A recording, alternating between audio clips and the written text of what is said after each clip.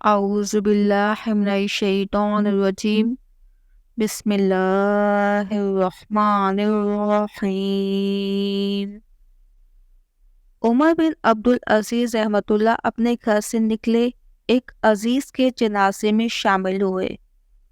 میت کو منو مٹی تلے دفن کر دیا گیا تو آپ نے فرمایا، اے لوگو، قبر مجھے آواز دے رہی ہے، بتاؤں کہ وہ کیا کہتی ہے؟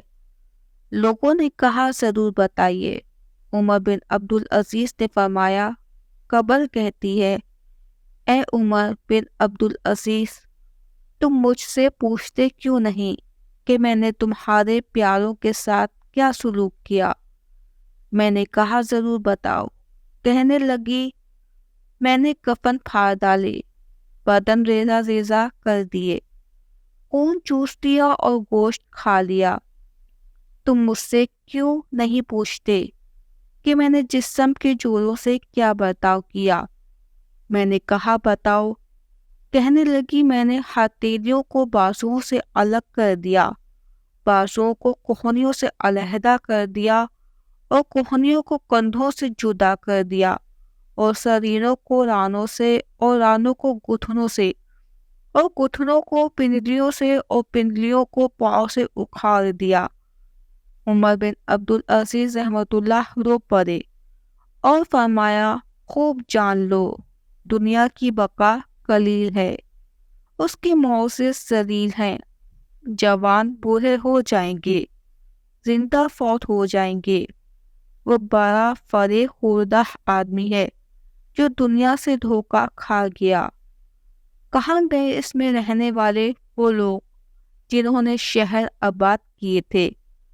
مٹی نے ان کے بدن چاٹ لیے، کیڑوں نے ان کی ہڈیوں اور جوڑوں کو کھوکھلا کر دیا۔ یہ لوگ دنیا میں آراستہ پلنگوں اور منقش قالینوں پر بیٹھتے تھے، خدمت کرنے والے نوکروں اور عزت کرنے والے اہل خانہ کے ساتھ رہتے تھے۔ جب تو ان کے قریب سے گزرے تو انہیں آواز دے، ان کے امیروں سے سوال کر کہ ان کی کتنی امیری باقی ہے، اور ان کے فقیروں سے پوچھ کہ ان کی کتنی فقیری باقی ہے۔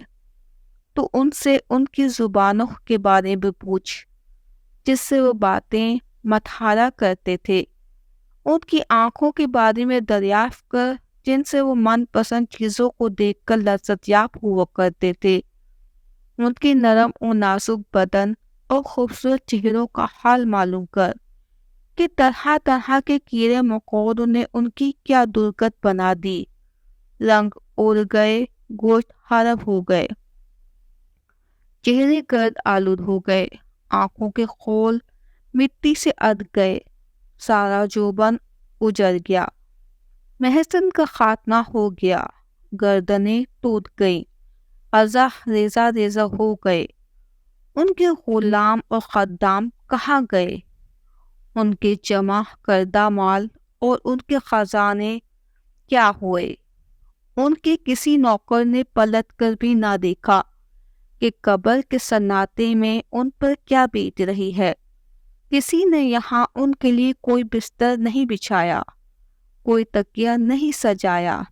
ان کے گھر تنہائی کے نگر ہیں، جھومتے ہوئے جنگلوں میں مٹی کی ڈھیریوں تلے ان کے مدفونوں کو کوئی آنکھ نہیں دیکھتی۔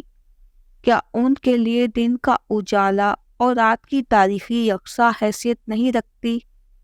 کیا ان لوگوں کے وجود اور ان کے اعمال اور افعال کے مابین موت کا سرد اور بے رحم ہاتھ حائل نہیں ہو گیا؟ یہ لوگ اپنے بیوی بچوں کو چھوڑ آئے، اپنے پیاروں سے جدا ہو گئے، ان کی بیویوں کی شادیاں ہو گئیں، ان کے بیٹوں کو گلی کوچوں میں چھوڑ دیا گیا، ان کے عزیزوں نے ان کے مال و جائیداد کی وراثت آپس میں تقسیم کر لی۔ ہاں، اللہ کی قسم، ان میں ایک شخص ایسا بھی ہے جس کی قبر کشادہ کر دی گئی ہے اور اس کی نظر نعمتوں سے لذت یاب ہو رہی ہے۔ پھر عمر بن عبدالعزیز رونے لگے اور کہنے لگے کہ اے کل کو قبر پہنچنے والے لوگوں، تمہیں دنیا کی کس چیز نے دھوکے میں ڈال دیا؟ کہاں گئے تمہارے ریشمی مہین و ملائم لباس؟ کہاں گئے تمہارے قیمتی عطر اور کہاں گئی تمہاری مہک؟ تم ننگی زمین کے کھردرے فرش پر کس طرح رہو گے؟ اے کاش میں جان لوں کہ میری لحد کا کیڑا مجھے کس رخسار سے کھانا شروع کرے گا۔ کاش میں جان لوں کہ دنیا سے اٹھتے وقت موت کا فرشتہ مجھے کس حال میں ملے گا اور میرے رب کی طرف سے وہ کیا پیغام لائے گا۔ یہ فرما کر عمر بن عبدالعزیز کے حلق میں سسکیاں بھر گئیں۔ وہ اتنا روئے کہ بات کرنا بھی مشکل ہو گیا، پھر اپنے گھر چلے گئے۔ اس کے بعد وہ صرف ایک جمعہ زندہ رہے اور پھر اللہ کو پیارے ہو گئے۔